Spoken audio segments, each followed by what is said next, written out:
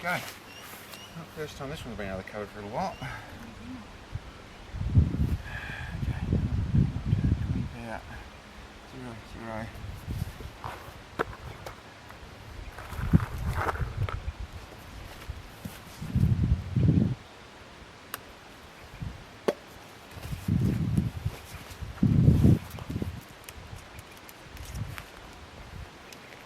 Okay, well let's just pop one of these over there. Okay. See where it goes. Okay, you tell me. Centre of left target. Okay. Ready when you are.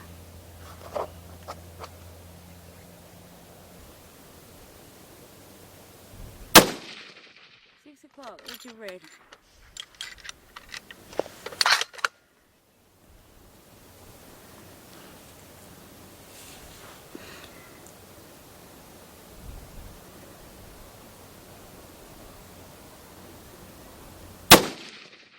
Hole in hole.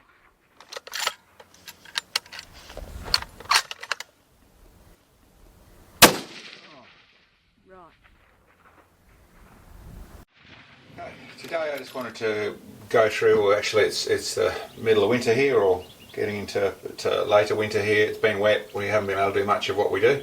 What we have done in that situation is do a bit of messing with rifles and bits and pieces like this 7mm Rem Mag that we've done some videos on. We actually got it over to try it, really liked it, kept it, bought it I should say, and have just been doing some finer details on it, some finishing of it, and we thought we'd also use this opportunity to go through some other bits and pieces that we've done and just to explain some stuff in a video for everyone to see. So essentially the rifle is all that it was, essentially as the 7mm Rem Mag. It's done up by the guys at APRS, and it shot really great, shot awesome. There's some bits and pieces I've done to it. It's the Macmillan stock, which I quite like using. I modify them a little bit. It was done with a normal longer stock out here. I simply put a rail on the bottom of it and then shot off a Harris bipod, which is great. It worked well. There's nothing wrong with how it shot. I tend to like my guns a little bit different than that, and I quite like these Seiko's bipods. Essentially they give a nice high, a good center of gravity by mounting up high, and I also have to modify the stock to make it all work in that form. So essentially this is done to where I've chopped the stock off, I've mounted a steel shaft in here that's also bolted inside there, and then that let me run, I've customised the bipod so that it works in a slightly different way than normal. It's got a lock-up point in the centre here, so essentially it's got free moving, and you can actually lock it up with a bolt handle in the middle there, so it actually locks it up nicely. These are, I quite like them through the fact of they do put away nicely, so I'll fold that up. That actually folds up. You can do that on both sides. It comes a very compact unit, fold down very easily. They are just simply nice to use on that score. Get that where I want it to be, about there. But essentially they've also got a nice, they're not too rigid. They do have a little bit of movement backwards and forwards, which is really, with a bit more load, they're actually moving more than that, which is important for my way of doing the long range shooting to make that work nicely, and certainly with my rear bag slide. I'll go back through them in a minute, but essentially with the bag slides that we do, other things we did, this one wasn't ejecting quite so well. I've actually found what was going on, changed the ejector, actually the little plunger for the ejector wasn't quite, didn't have quite enough forward travel, so I modified that a tiny bit, and as you see that's ejecting just like I should, so I fixed that. And the last detail I wanted to go through on what I did with the actual rifle, and a little bit of giving a bit of information to people, is I've done this. This is a new CNC muzzle brake. We've actually done it all up so we can reproduce them. They are something that where we've normally sheet metaled and made them out of where I've handmade them. Is all other muzzle brakes. This is the first time I've gone to the extra level of doing it up, CAD drawings of the thing, and being able to sell it. And you notice it's really very similar to the muzzle brake that was on here, in the fashion of the muzzle brake was a round muzzle brake like most, but the similar sort of size, porting to the sides, and there's a few more details I can go through on that. We did a couple of different sizes. This is the one that I think this suits this rifle, and what we actually, it's all about is really the muzzle brake worked fine. The APRS muzzle brake was good in the way of limiting recoil, was really nice to shoot super accurate, but because of its design it still had a reasonable amount of dust hitting the ground. And what people know already, essentially that's our groups. Just in our checking the rifle today, we did a fair bit of messing with everything. I just moved things around just to get it on target. That's a 3-shot group there. Over here, that was actually a 10-shot group is what's actually over here. It got to the point where I was struggling to see, and there's really a couple out here which is more me than the rifle, both with this sort of target and light crosshairs, and we're just running out of light. I was struggling to see, really starting to push there, but still 10-shot group, I'm happy with that. It's all under 1 MOA. This is actually shooting in, probably when I do my job right and decent light, and that is shooting in the 1/4 MOA, probably at largest, so super happy with how it shoots. But back to the muzzle brake conversation. What most people know about a muzzle brake is that essentially, if you look from the front of your muzzle brake, there is the style that have ports all the way around, and they're a decent, very trim fitting, and decent muzzle brake in the way of efficiency. But what they do is blast stuff everywhere. So the moment you're shooting prone, the moment you're shooting off the ground, you're throwing sticks and rocks and dust and stuff everywhere. The next level, everyone knows you have a side port muzzle brake. So you have essentially just side ports, maybe a upper port to stop muzzle rise, which is another conversation, but basically side ports. And then that'll make the gas go to the side and stop that dust. The truth of it is that isn't quite the case. Because you have a port on the side, and let's say that muzzle brake, if you looked at it cross-sectionally, that's actually what your muzzle brake porting looks like. You've got the top, you've got the bottom, and you've got the holes in the side. From the side, that's obviously going to look like a muzzle brake that looks like that with ports on the side of it. But essentially that's what we're talking about. Gas doesn't go where you're pointing it. Gas goes where it can. So yes, you have gas that comes straight out here and goes straight out here, but you're also going to have gas that goes essentially from there right down there, and even gas that bounces up here and goes down there. So you're actually going to get, you'll find in a muzzle brake, which is just a round one, is that you'll get as close as 12 inches, so here, as close as here, where it's hitting the ground and blowing dust everywhere. So that's because of this design of muzzle brake. All that I've found is difference, and there's a few other bits and pieces that are going on.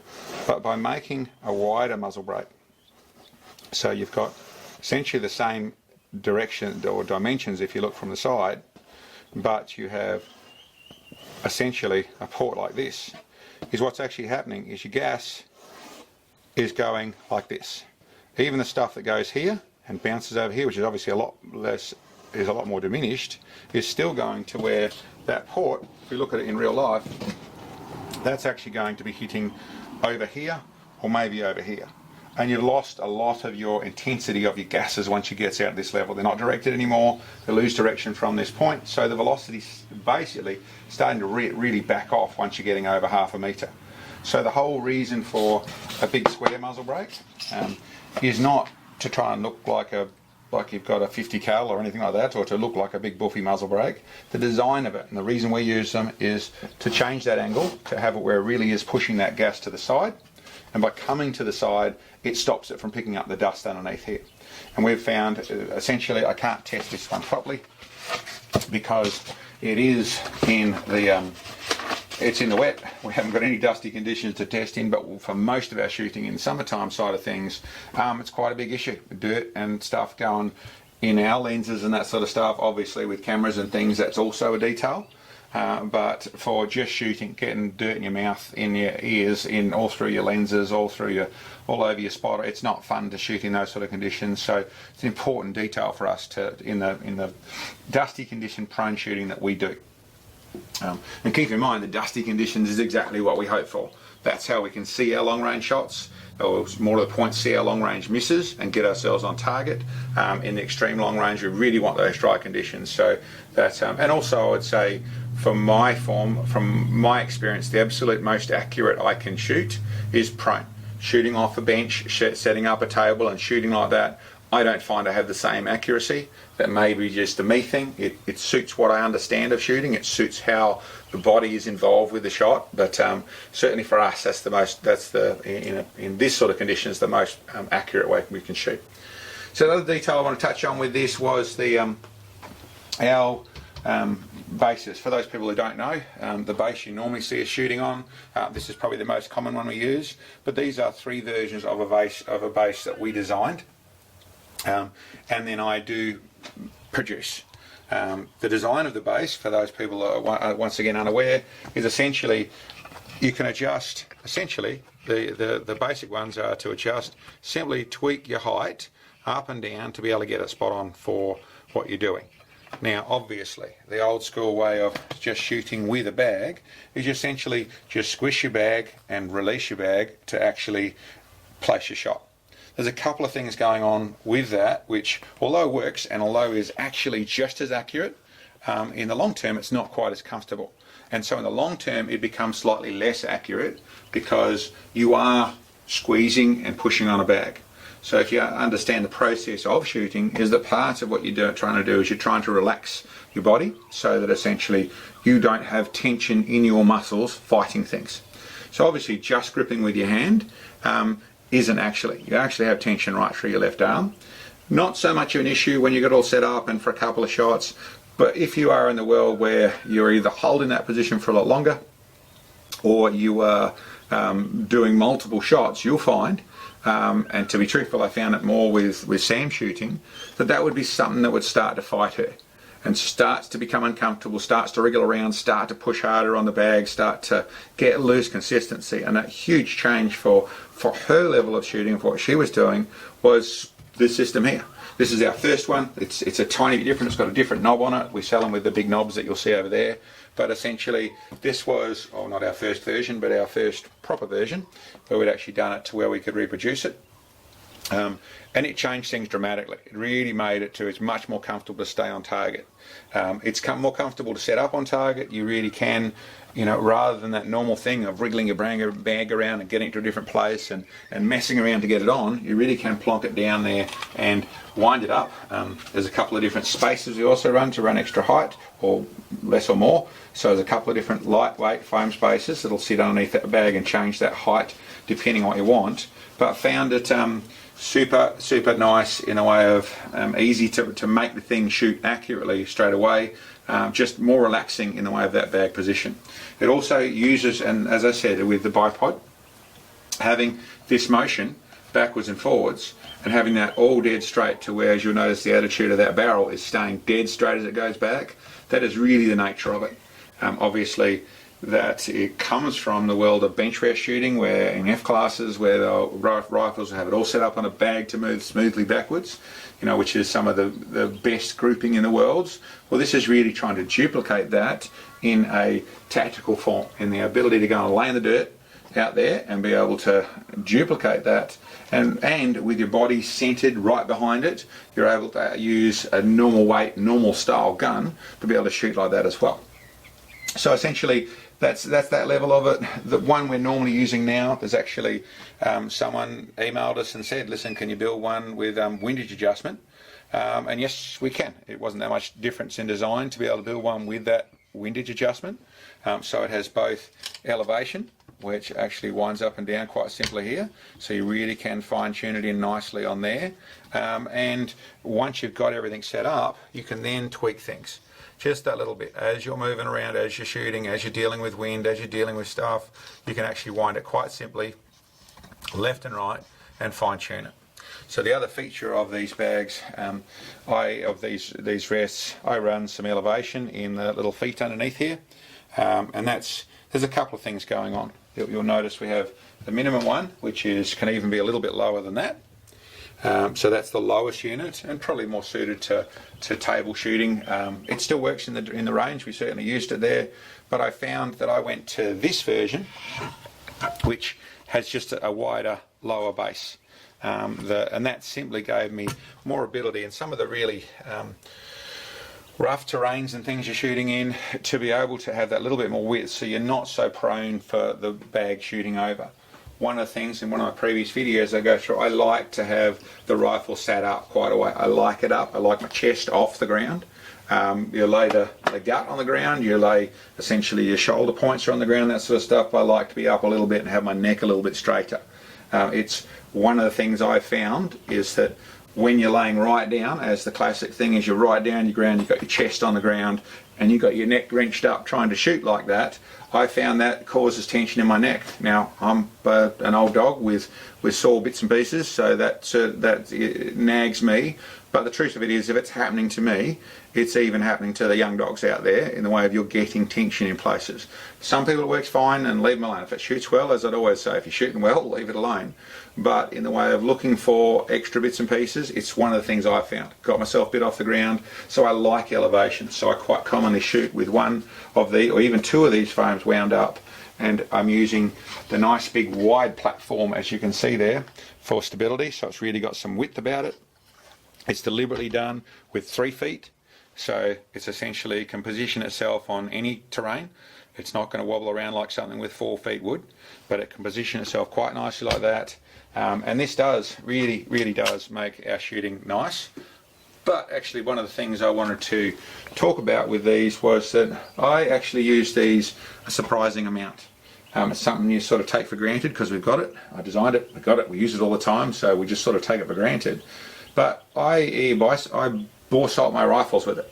So when I'm talking about bore sighting, when I whack a rifle, and I don't use any electronic stuff at all, what I do is I'll even look through the window, but I'll find something 100 yards away and I will take my bolt out, I'll look straight through my bore and I'll find this. So I'm actually looking dead center through the bore at something, and then I'll set my scope up at looking dead center through there. Now that's not perfect, don't get me wrong, but I do that. One of the features that lets me do it, sticking it on this.